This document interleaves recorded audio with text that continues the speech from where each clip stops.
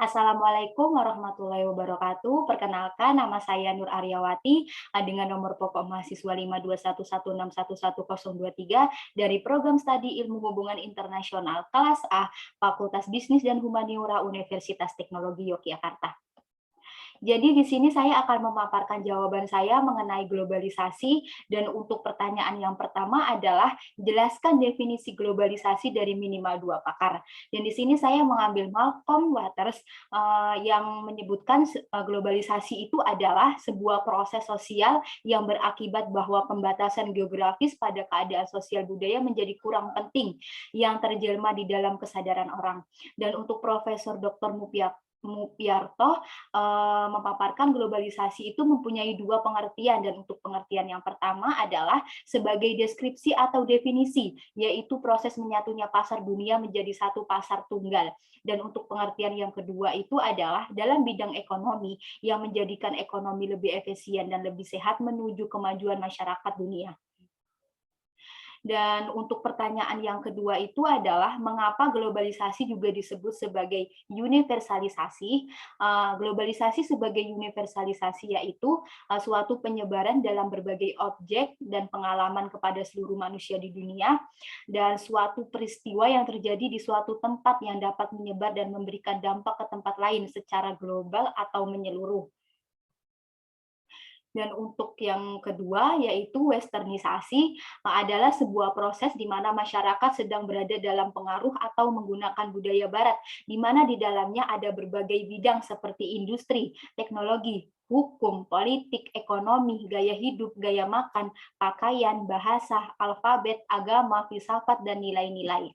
Dan untuk yang terakhir yaitu interdependensi, di mana sebuah teori tergantungan dan inti pemikiran pengaruh globalisasi terhadap pembangunan, ketergantungan ilmu pengetahuan, energi, sandang pangan, dan finansial. Dan untuk pertanyaan yang ketiga itu adalah bagaimana perspektif liberal, realis, dan marxisme memandang globalisasi. Dan untuk perspektif yang pertama yaitu realisme. Perspektif realisme ini selalu melihat politik internasional ditekankan pada sisi kompetitif dan konflik. Realisme sendiri selalu dihubungkan dengan perspektif liberalisme atau idealisme, namun cenderung menekankan pada kerjasama. Terdapat beberapa asumsi utama di realisme, yaitu sistem internasional yang anarki, negara adalah kesatuan dan rasional, negara sebagai aktor utama, berbagai perhatian utama pada bagaimana cara bertahan hidup, moralitas hanya mendapatkan ruang yang terbatas di politik internasional, nilai relatif lebih ke keuntungan absolut, dan politik internasional lebih penting daripada politik domestik. Dan yang kedua yaitu liberalisme.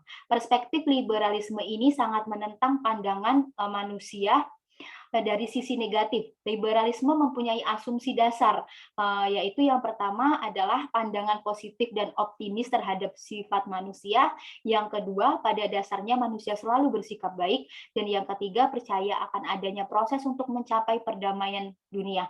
Dan yang terakhir yaitu yang keempat, konflik dapat diselesaikan melalui usaha-usaha kerjasama yang kooperatif. Dan untuk yang penjelasan yang terakhir yaitu marxisme. Perspektif marxisme yang dicetuskan oleh Karl Marx ini memiliki pandangan yang berbeda dalam dunia hubungan internasional. Marxisme lebih fokus terhadap bagaimana interaksi antar manusia dalam permasalahan ekonomi dan sosial dalam dunia global.